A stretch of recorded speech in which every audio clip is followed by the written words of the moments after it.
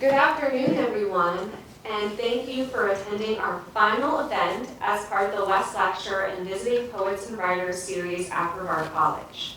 I would like to thank the Brevard College Pedagogies Committee for sponsoring this event and the Humanities Division and English program for the support of this series. My name is Elise Bensel, and I'm an assistant professor of English. Tonight, we welcome visiting writer and poet Caroline Cruz to Brevard College. First, student Kimberly Thacker will introduce Dr. Cruz, who will then read from her work. Afterward, we will have time for a Q&A, followed by a book signing. As a matter of courtesy, please ensure that your cell phone and other devices are on silent for the duration of the reading. During the Q&A session, please ask your question loudly, as we will want to repeat the question if needed. This event is being recorded and will be available on the English program's YouTube channel shortly after the reading. Introducing Caroline Cruz is Kimberly Thacker, a student enrolled in American Literature this spring. Kimberly is a junior at Brevard College, majoring in criminal justice and psychology. She enjoys reading about crime, violence, and horror. Please welcome Kimberly.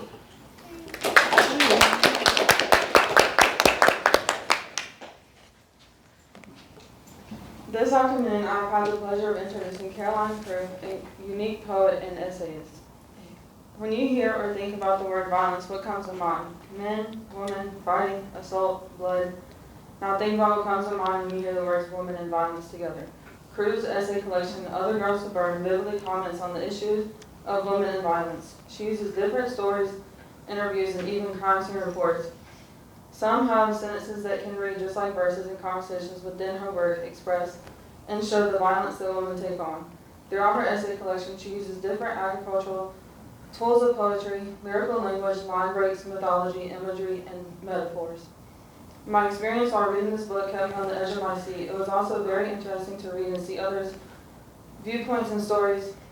Her use of energy in essays like The Double King, The Union, and I Am a Burning Girl, specifically in The Double King, near the end when she mentioned the birds flying around and dying, what it meant when they just fall and die, I felt the emotion and intensity. While reading, I felt like I was in the situation presented in the essays. I connected with these essays in many ways because I have had similar personal experiences with friends and family. I also found it interesting how Cruz used the Isla Vista shooting that happened in 2014, mixed martial arts, rape culture, and modern true crime. Caroline Cruz's essay collection, Other Girls to Burn, won the 2020 AWP Prize for Nonfiction. She also has a poetry collection called Pink Museum, as well as other chapbooks. Cruz received a PhD in English Literature and Creative Writing from Georgia State University in 2022, and is a former poetry and creative nonfiction editor of Georgia State University's New South Journal. She also has an English Literature degree from the University of St. Andrews and the University of Oxford. She received the Robert T. Jones Scholarship to study at Emory University and completed her MFA in Creative Writing at the University of Massachusetts Amherst. She is currently a professor of creative nonfiction at Warren Wilson College. Please join me in welcoming Caroline Cruz to Brevard College.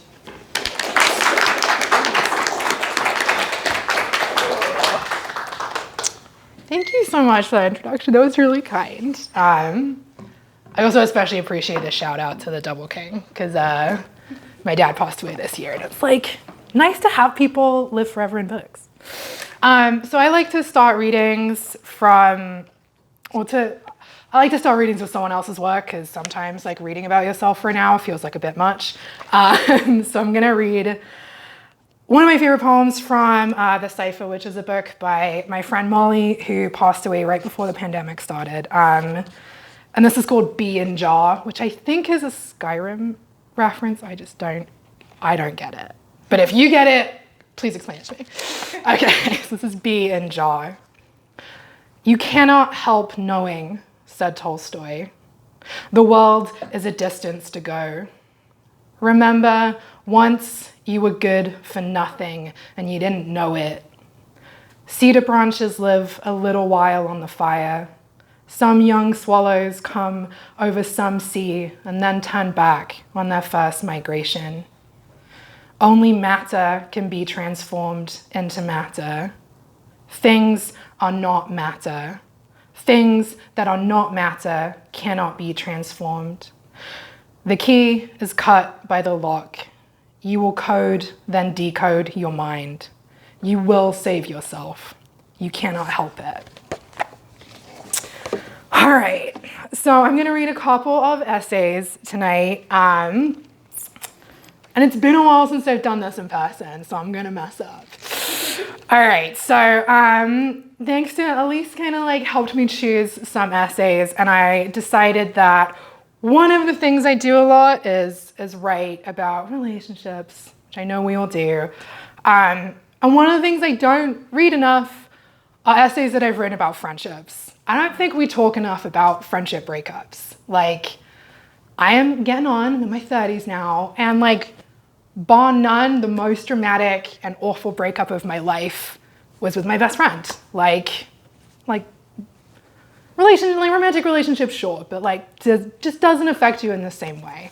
So I'm gonna read a couple of essays about friends. So I'm gonna start with The Arsonists, which is about my friend Lauren. And one of the questions in class earlier was like, are you worried, or what were your thoughts about reactions to the book? I'm still dead curious if she ever read it. All right, so this is The Arsonists. If your ears are burning, you are the subject of heated conversation. Roman writers Plautus and Pliny the Elder both held that the right ear burns if you are being praised, the left ear burns for slander. Pliny would die in Pompeii, engulfed by the toxic gas emitted from Mount Vesuvius's fiery depths. Sometimes we burn in surround sound. Sometimes when my ears burn, I still think Lauren is asking someone if she was right to choose her husband over me. She was not.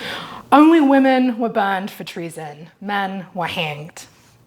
I burned sage along with Lauren's yearbook that somehow ended up at my parents' house. I saved my own yearbook from the flames, the 30 flimsy pages of photos and promises of friendship forever in Lauren's delicate cursive. The memories she described are as hazy as smoke now. In-jokes lost to high school detritus. My terrible driving, the sugar she still took in her tea. We used to burn each other mix CDs, the adolescent emo screamings of the boys I was dating, exchanged for the classic rock and Fleetwood Mac of her dad's expansive record collection. And she never admonished me for lighting cigarette after cigarette. She never got to see me quit. We burned the distance of continents. When I was homesick in Massachusetts, in Georgia, in Scotland, I burned for her. When I scraped Marmite on blackened toast, when my father, losing his memory, still asked about Lauren on my weekly phone calls, losing my husband's name, the name of the city I live in, but still somehow grasping the name of the girl with freckles who'd worn the same ugly green and yellow kilt school uniform as me a decade before. In 2001, we entered our second year of high school while foot and mouth disease ran rampant through farmland. For weeks, pyres of culled cows burned. I couldn't go home for fear of carrying the disease to further herds. Sometimes when I eat barbecue, the smell reminds me of those weeks living with Lauren as a sister. In one of the stories collected by the Brothers Grimm, a straw, a coal, and a bean escape the fate of an old woman's fire and cooking pots.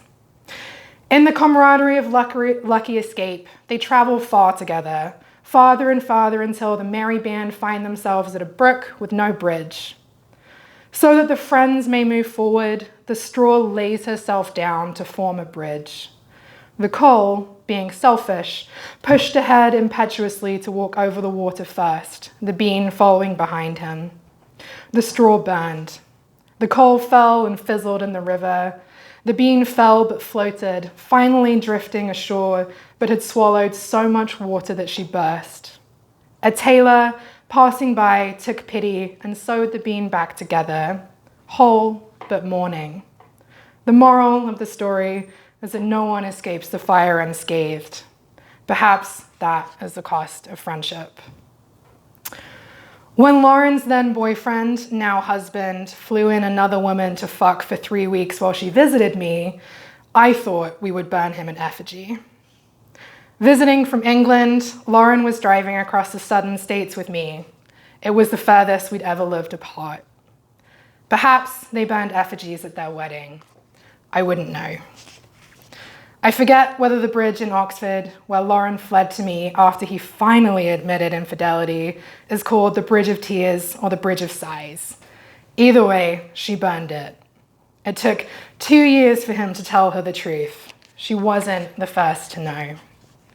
Her friends, our friends, high school comrades who had also made it to London from our rural nothing, had been unwitting accomplices and kept his secrets until they couldn't.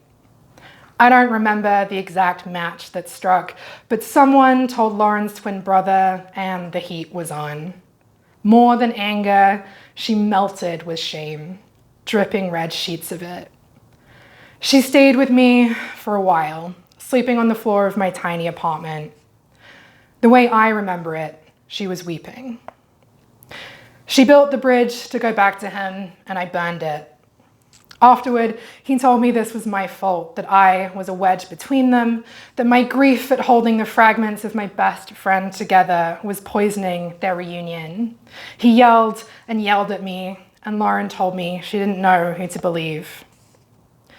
Burning the flag is either an act of desecration and protest or an act of retirement and respect. In the 4 years after her now husband's infidelity, our friendship slowly burned to cinder. Lauren told me I didn't respect her choice to go back to him. I probably didn't. The year she married him, we tried. We tried to keep the ashes from scattering. He refused to see me. My presence hurt him too much. When I finally moved back to England the year Lauren married him, every apology I tried to utter burned my throat and came out as nothing more than smoke. The sorry for not trying harder, for not congratulating harder, for never faking it convincingly enough. As if she didn't know the twitching contours of my face as thoroughly as any map of her own countenance. There's no shortage of writers who'd rather burn their lives than let go of their own story. Somerset Maugham made his secretary watch as he shoveled his letters into the fireplace. Eudora Welty considered her autobiographical materials and concluded, I think I better burn everything up. Emily Dickinson instructed her sister Lavinia to burn all her papers upon her death. Franz Kafka asked a friend for the same. There are plenty of stories burned by the benevolent protection of others. Both Lord Byron and Lady Mary Wortley Montagu had their autobiographies burned by those intending to preserve their reputations. What arrogant saviors to burn someone else's life. Lauren burned me from her life story so she would not have to remember her husband hot for someone else. The year she married him was the only year since our rupture that we lived in the same city, London. After 3 years in the United States, I'd moved home to the UK and we tried. We tried to reignite our friendship, but the cautious coffee dates and museum visits only made the coldness between us more apparent. I had to cross the river to see her. There are 33 bridges across the Thames. Once our bridge was burned, every high school friend remaining burned away. In a city so connected, I was a single, solitary flame. In the Romantic period, to be burned was to be plagued by venereal disease. I want to be a better person, but I still hope his dick burns when he pisses. The week before I left London to move back to the United States permanently, Lauren and I had dinner, and I knew then it was burned out. She was hurt I hadn't wished her a happy wedding day. I was still just hurt. Over scorching curries, we made small talk. It was polite, it was cold. Augustine believed purgatory was flames, ignis emendatorius, or correctional fire, a kind of punishing passing place where the human sin is burnt out of us in order to move on. After I left the UK with my 2 suitcases, I celebrated Lauren's birthday by printing her wedding photos at Walgreens and burning them. Not correctional, but definitely cleansing. I burned the bridge and I built another one to the city famous for burning. Atlanta's infamous blazing has been rebranded as the phoenix rising from the ashes. The city's motto is resurgence, rise up. A second chance at something more beautiful. Moving back from London, I thought again of the memories we'd made here, how those memories no longer had a home. When Lauren came to Atlanta years ago, we sat by a campfire while her now husband fucked someone else. An American, turns out. We stayed in Atlanta only a few nights, not long enough to take the tourist route to MLK's Eternal Flame, or the monument to revival that is the iconic downtown sculpture Atlanta from the Ashes. She burned the bridge, and I burned the bridge, and I never thought to tell her about phoenixes. So I do still wonder if she's read it. Like, we get the same high school newsletter. She knows. Yeah, think about it all the time. She's also a painfully cool person. So the next essay I'm going to read is actually the next one in the book, which I didn't realize. That's convenient. One of my most defining experiences, and the thing I probably write about the most is music. I wouldn't argue I have great taste. I just really like it. And Lauren now directs a music festival in the UK, which sucks because I could have gotten free tickets. Yeah. Anyway, so this essay is called Boys on the Radio. It's a single sentence, so sometimes I forget to breathe. And Boys on the Radio is a whole song. I did hear Nirvana playing in the coffee shop earlier on, so if you haven't also listened to Live Through This by Hole, you gotta even that out. All right, Boys on the Radio. Okay, so there's Orpheus, and the beasts lay down, and the birds adore him, and he actually seems like maybe an okay guy, doubting aside. But you have to ask exactly what happened when Eurydice followed him back from Hades, no question. If she really would have followed her husband, if she'd known that thousands and millions of teenage girls and not so teenage women would keep following her path up toward the light. If she'd seen me following the creepy drummer, the emo guitarist, the good drummer, at least a few bassists, the amateur anythings to dingy bars, muddy fields, repurposed churches, and hotel lounges, would she, Eurydice, the very first groupie, have made an actual decision and stayed down there? Think of the things Eurydice's eye-lined army of girls could have achieved if she'd stayed in hell. A presidency, sales tax system that refunds tampons that don't smell like the perfumed closet drawers of some aunt's house, maybe just free tampons, a fourth Bikini Kill album, an actual verifiable reason for fat-free to mean cardboard tasting, condoms that don't feel impossibly cold when trashing them, a fourth Tuscadero reunion, any helium reunion, a better version of the speculum, a cure for endometriosis, a cure for the wage gap, a cure for love songs in which the girl is coy and somehow that's a crisis. Think of the things I could have achieved. Unmarred lungs, extra credit, any musical skill of my own, a better resume, a better dating resume, a working knowledge of how income tax actually works, more income, a less selfish approach to volunteering, teeth to make an American dentist proud, fewer face holes. Staying in hell and getting shit done, isn't that more punk than sneaking into gigs when you're a kid and dating an older guy, when in fact you aren't the one moving anywhere? Your body is being dragged down into a pit where you don't question why a 15-year-old in fishnets isn't ID'd at the bar, or why an almost 30-year-old man is dating a 15-year-old, and nobody mentions the word statutory or thinks to gently take you aside in the dank basement club bathroom where the toilet doors are long gone, but that scratched out graffiti has been layering phone numbers on the wall since the 80s and say, honey, let's talk. And sure, the 15-year-old in fishnets would probably have eye-rolled like that one girl I saw at a show years later when I'd given up eyeliner completely. Maybe she was 16, maybe she did look like a younger me, but even so, I could see her, and I could see the drinks she didn't buy at the bar, and I could see who was buying them, and his sleight of hand not even fooling your shittiest mole magician. And when I put my hand on her shoulder, she shrugged with an eye roll that could have triggered an avalanche, and it crushed me. Which is all to say that Eurydice might not have saved us if she'd said fuck it, said anything, and stayed in hell, But Eurydice, girl, hell might have let us play our own songs. I really should have learned to play an instrument. I would have been terrible, but at least then I would have had something to back up the rage a little bit. All right, so I'm going to read one more essay, which is slightly longer, and I'm stalling, so I look at the page number, which I really should know. So this essay is based slightly on a road trip that I took. So when I graduated my MFA, I'd spent 3 years in New England. I'd never been further west in Texas, and I was like, all right, I don't know if I'm ever coming back. I gotta go see America, right?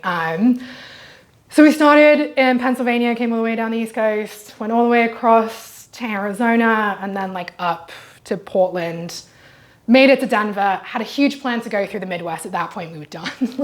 So yeah, drove the straight 24 hours from Denver back to Pennsylvania, which is just flat. There was nothing there. And I'd never seen that sense of scale before. Where I'm from, unless there's real bad traffic, you go an hour and a half and you're jumping off one coast or the other. The widest point of the UK is 45 miles. So it was a lot. It was really overwhelming.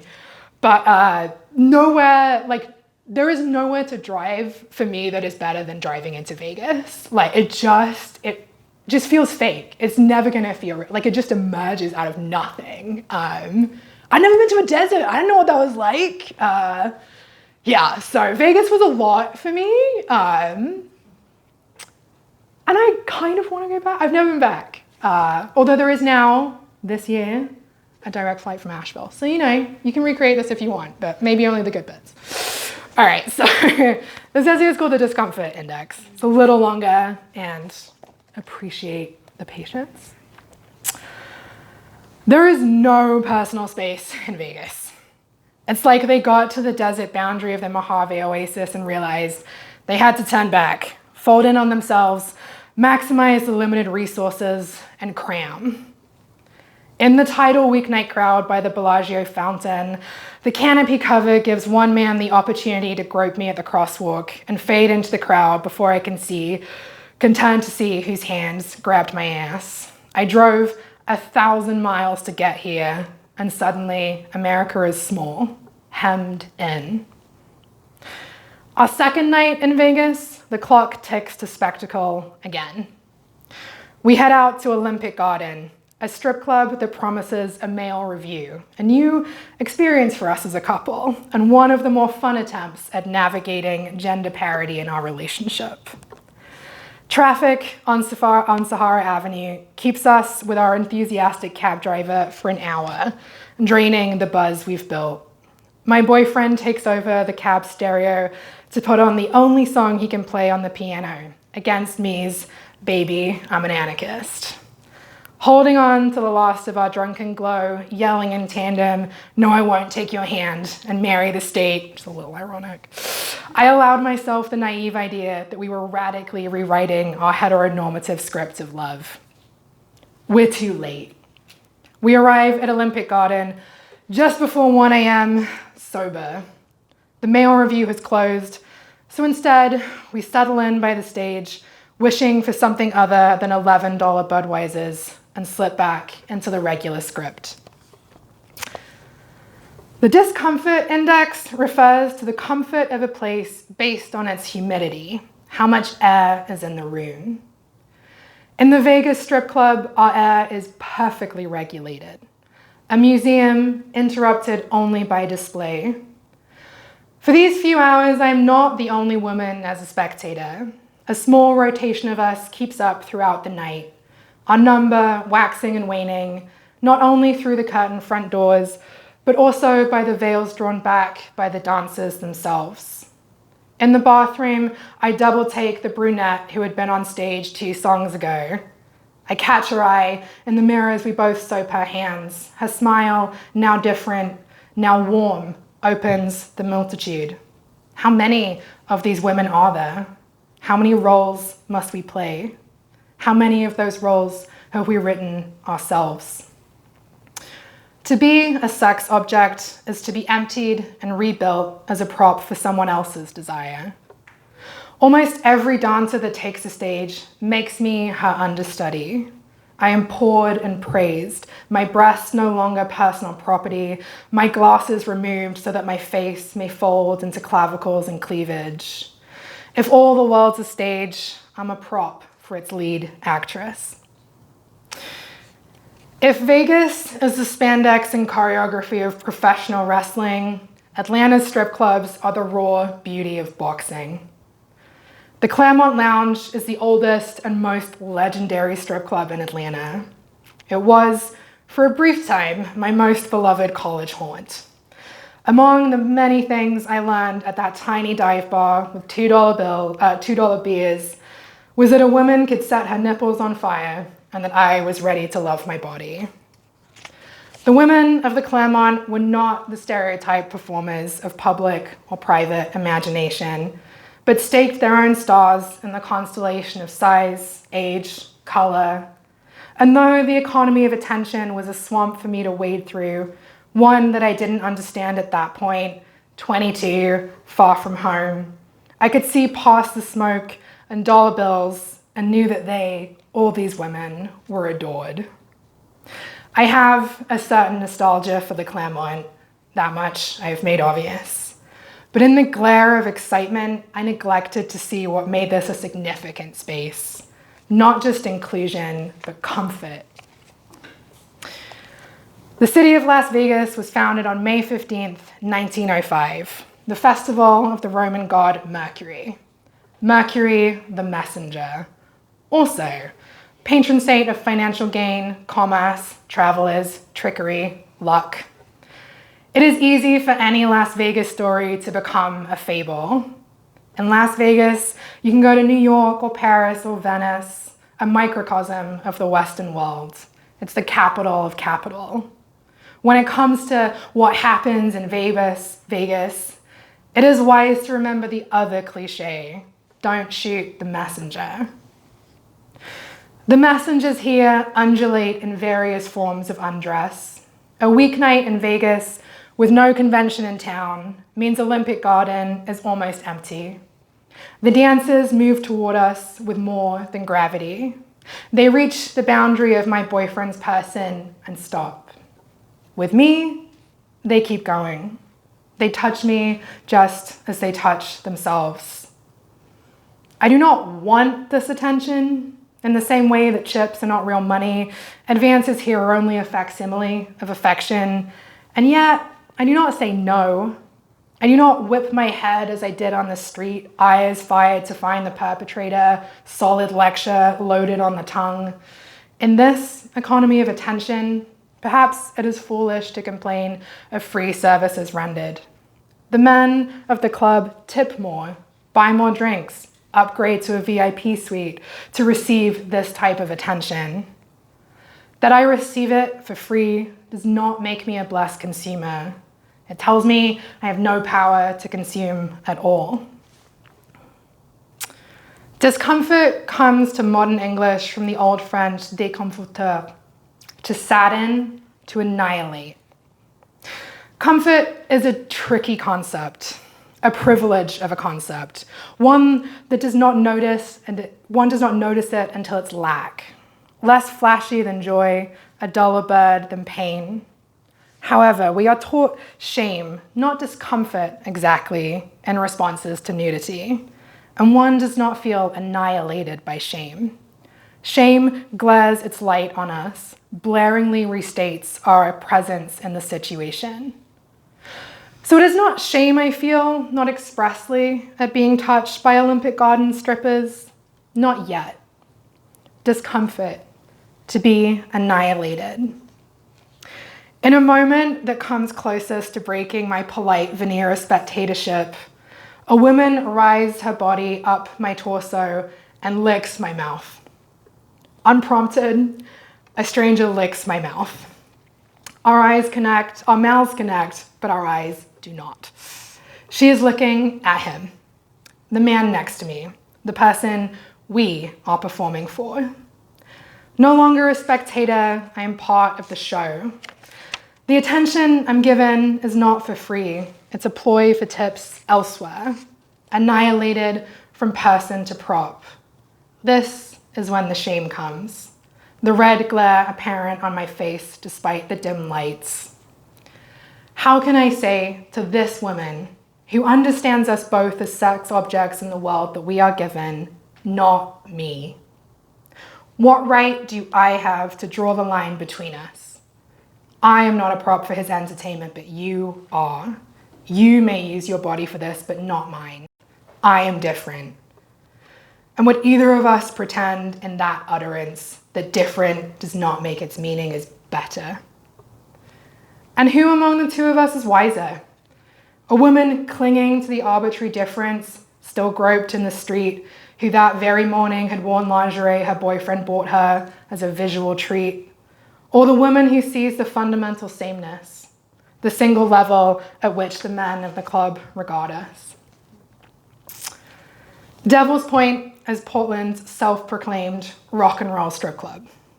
Not mythic, but still supernatural. Less red velvet occult, more neon and chains and nipple-piercing, grazing crop tops.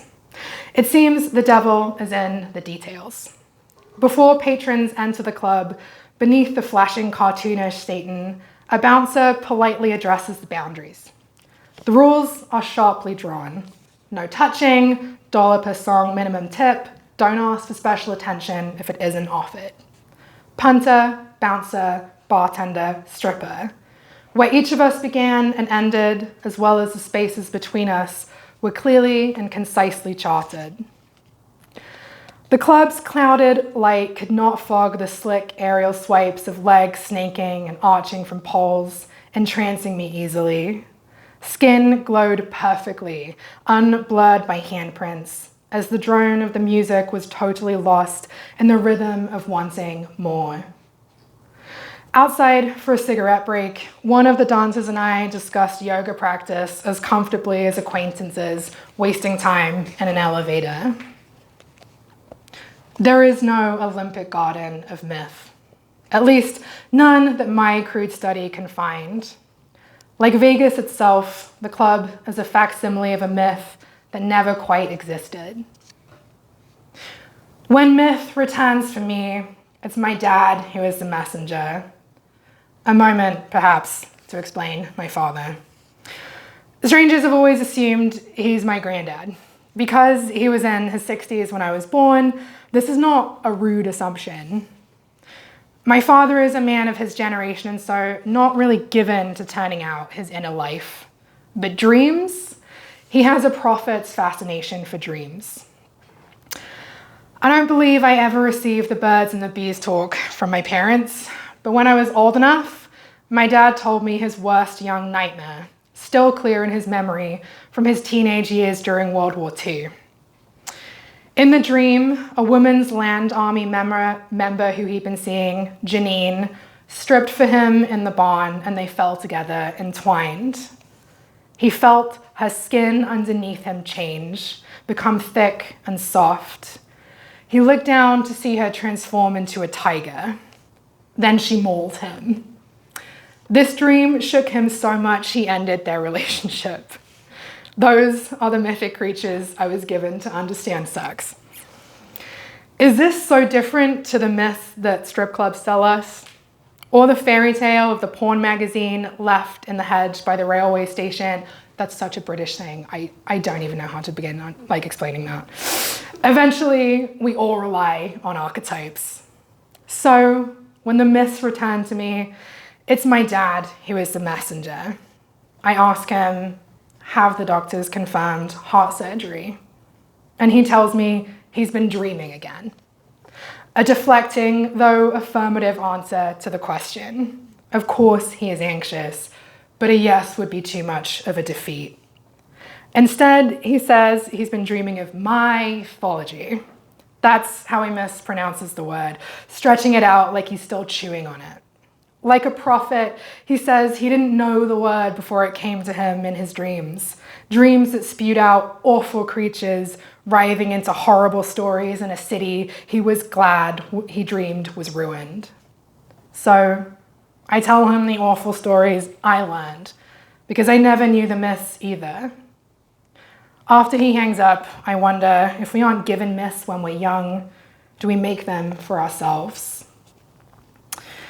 In my crude study, I discover that Mercury, the winged messenger, was also the god of boundaries, a psychopomp guiding souls through the veil from one world to the next.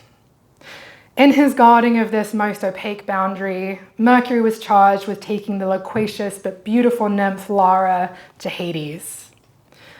After she gossips about Jupiter's passions, Jupiter rips out her tongue and sends the silenced Lara out of sight, out of mind. On the way to Hades, Mercury rapes and impregnates the nymph, incapable of saying no. In stalking his own boundaries, Mercury ignores those that he should not cross. I learn to be weary of the stories of women and myths as much as in my daily life. Weary of Leda and Cassandra and Antiope, wearied of the rapes of Philomena and Callisto and Europa, weary of these messengers, weary enough to start muttering my own name and those of the women who have storied my life.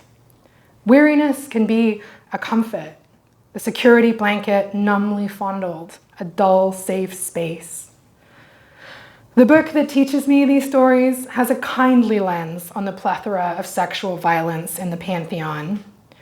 The author suggests that these stories were an offering of comfort to real women, that it is not their fault. Even a goddess is nothing when held in affection by a god. As with much kindness, it is deeply crushing. I hesitate in calling them myths. They might be supernatural, but these rape narratives are, at base, fundamentally ordinary, every day. Too often, I have used love to rationalize and subsume discomfort. My father knows very little about my life or my work because I love him. And because I love him, I love his comfort, and above all, the comfort of his being able to love me back. And so the conflict never occurs, the arguments never had, all sacrifice to the altar of comfort. The concept of comfort zones, the state in which we feel control, calm, and sated, also comes to us from a biometeorological index. Originally coined in the 1920s as a descriptor of temperature, possibly as a marketing ploy, the comfort zone remains between 73 and 81 degrees Fahrenheit until it is claimed by metaphor in the 1970s. The use of comfort zone has continued to increase with no sign of reaching its upper limit. The problem with discomfort is that it does not annihilate us, not truly. Sitting frozen while a performer licked my mouth in that Vegas strip club, I only wished my discomfort would render me to nothing. But discomfort only pushes us out of our comfort zones for a moment, lighting up our boundaries so that we can see the oasis in which we spend most of our time. Our comfort zones are not yet demilitarized. If annihilation reduces us to nothing, discomfort reduces us to exactly the size of ourselves. A woman in a crowd unable to find the hands grabbing her, a punter in a strip club smug in her difference, a cipher in a man's myth. The size of ourselves, refusing to look beyond our own limit. Thanks, y'all. Okay, I'm on time. And I'm happy to take questions. Yeah, any and all. Any book Caroline. recommendations? She teed me up for this one, so I got it. All right. I just read Monarch by Candace Wool. It's a really weird word to spell. Wheelie? Thank you. Is she a KU person? Yeah. Well, now it's full circle. It's incredible. Have you read it? Not yet. It's so much fun. I haven't been able to read a whole novel for like 2 years at this point. Like my reading I couldn't cope during the pandemic. Couldn't do it. It's the first time I've like finished a novel in 2 years. Don't want to spoil anything, but it's teenage beauty queens MK Ultra, conspiracy theories, and a shadow government, and sleeper agents and assassins. It's really fun. So definitely read that. Yeah. Also, surprisingly, Ronda Rousey's autobiography, not that bad. Like that was, as far as fighter biographies go, that was my favorite one. Yeah. Thank you for warning me. Yeah, go for it. Sorry, I'm always full of questions. Great. Is there anything you're working on right now that you would please reveal us? That's a really mean question, Caroline. I've just figured it out. It's taken me probably the last 2 years to want to write. I was just talking to Anna about this. Like, it just hasn't been there, and I haven't felt guilty about it. There's a lot going on. So right now I'm working on a book called Feast, which is unsurprisingly about COVID, but really thinking about like the relationship between grief and food. I kind of have had like a trio of people who have literally and emotionally sort of fed me die in the last couple of years, and food is how I love people and how I like to be loved. So I've kind of been working on that. It's a series of like very short essays, and I kind of want to make some sort of community engagement program with it. Like sometime in the future would like to have an actual feast out of it. I think that would be really, I just want everyone to bring their like grief food and just get into it. Yeah, because mine is pretty weird. Yeah, that's a good question and a scary one.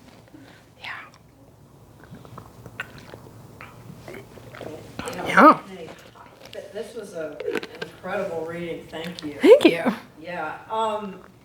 So you're weaving so many like place and then color and emotion, and so can you talk a little bit about like this braiding that you're doing, because it's really great, and I'm just interested in how you like start it and then you revise it, but you're obviously braiding and Yeah. and researching. We talked about this a little bit in class this morning. I've been thinking about it a lot. Like, there's a really clarifying question for me, and that is like, I think at that real fun intersection of being a first generation student and also a woman, there comes just like this delightful intersection of just like honestly not believing your own experience. Which is just, like, it's so bizarre. Like, I finally went to the doctor last week because like I just don't believe I should go to the doctor. And I know stuff's wrong. It's not that bad. Like, no one is not believing me but me. Like, I really internalized it. And so I think one of the things that research and kind of having multiple perspectives for me is a kind of proof, right? Like, it allows me to at least see my experience as real, whether that is because some mystic thought about it in the 1300s, or because like other people have also cursed their best friend's husband with venereal disease. Like, it really is just like that proof of experience in a way. And I also think it's an extension of community.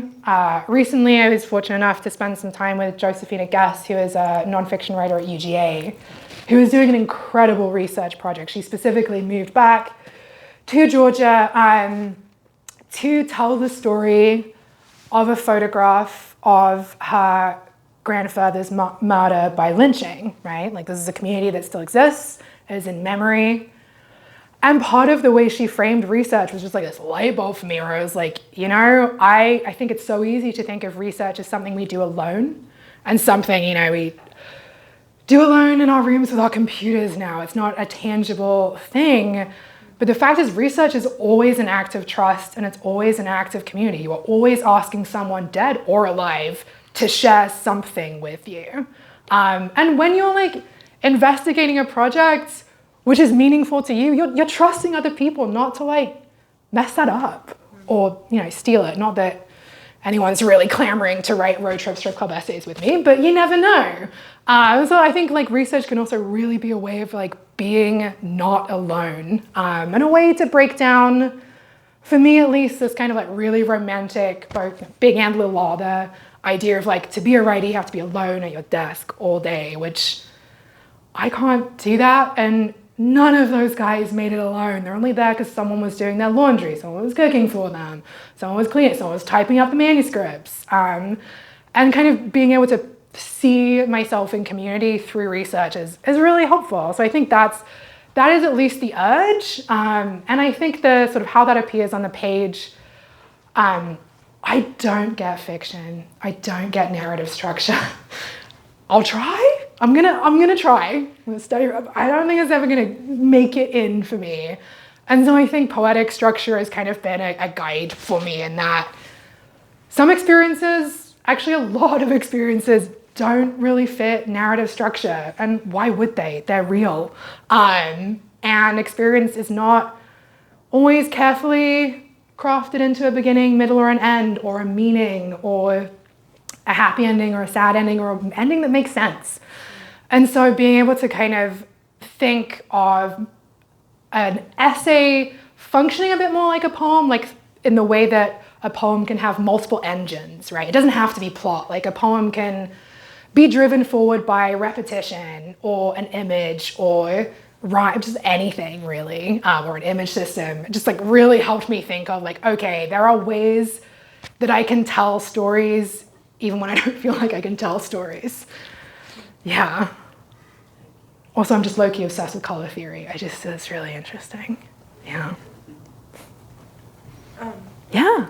What is it like, because you shared in class that the book may have taken about 5 years to kind of come to fruition as it is now. What is it like revisiting words that might have been written as many as 5 years ago? So weird. So deeply weird. Both on like the kind of real level of the page of like just not really, I didn't really like know these were gonna live together. And so there are just like some kind of grammatical stuff where I'm like, I don't actually know what to do now they live together, right? Like the boyfriend and the husband are the same person in this book. Do I have to like, do I have to change? Weird things like that where like, you know, you learn different stuff, your opinion on stuff changes. And it was very scary and a little intimate to have them live together. And also like one of my deepest fears, which please don't test right now, is to kind of have any of the more argumentative essays in the book be like challenged in this kind of environment, because I don't know if those opinions still hold for me. I want to be someone who changes my opinion, who learns from it, but it's stuck. It's in one spot. So yeah, that is really, really strange. I also, I don't know if I've read the Discomfort Index in a while, and like reading like the image of someone licking your mouth in a post-COVID world is just like extra, like I hadn't considered that. Like things do take on new meaning, really do. Like sometimes I'm just like, Jesus, like not only would I not do that now because I don't want that because it's a bit weird, but also like, God, that was gross. Like I have learned some better hygiene habits. And I've changed, you know, like that's a really scary thing I think about having, for me, prose or nonfiction published versus poetry, because you know always like finagle being on the end, it doesn't mean that anymore. It is, I can't really, like, I can't really change. And some of it is like external events like COVID, but also in the book, like, time keeps going, which is really annoying.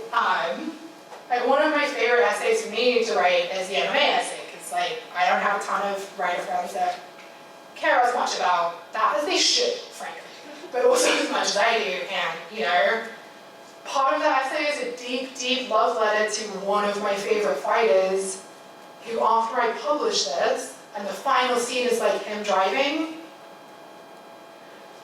did a hit and run on a pregnant woman.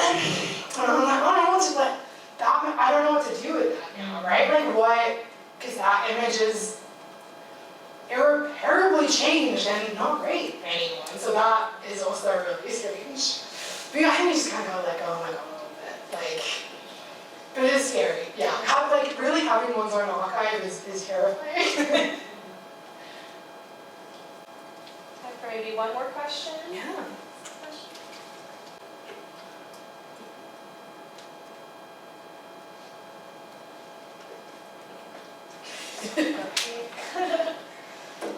Alright. Do you have one?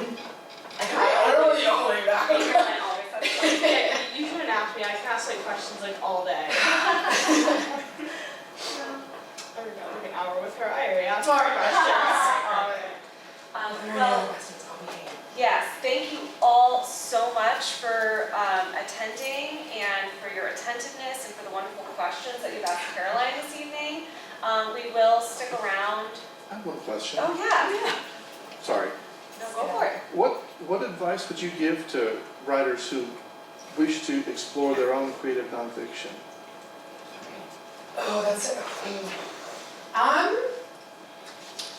like for any writing advice, for anything, it's really boring. I'm sorry. Keep a journal of how you like to write. Like the hardest thing is just to do it. And like right now, I'm having to figure that out because I'm leaving. I'm like, every time I write, I'm like, did I like it? How caffeinated am I? Did I like the jet? Do I need books on my desk or not? Do I want to be outside? Like any like really deeply pragmatic stuff. Figure out what you like.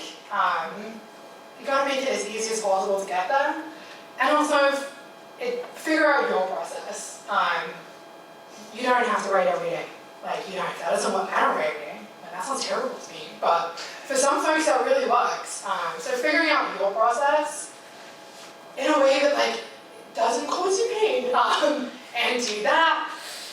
But also with, I would say specifically with creative nonfiction, I don't know if this is a thing you can do or a thing that I am ignorantly blessed with, but finding out a way to not think about other people when you are writing. Like, it sounds incredibly selfish in a lot of ways it is, but there is time for that. There will always be time for that, right? Like, you can revise with other people in mind. You can have as many ethical lines as you want, but don't let them cut up your first draft, if that makes sense. Like, give yourself time to get it all out, and then think about the other people who are in it. But I also get to say that as someone who lives like 4,000 miles away from that family, so it's a lot easier.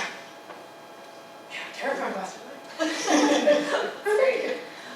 Fantastic. Well, thank you all so much for being here again. Caroline does have, I know you have books. Yeah, so if you have books you'd like her to sign, she also has books for sale, I believe, of Other Girls to Burn, if you'd like to get a copy. And she'd be happy to chat with you all after. So thank you again for coming. And for this final series, for the Visiting Writers series this semester, and stick around if you'd like to chat. Thanks again. Thank you so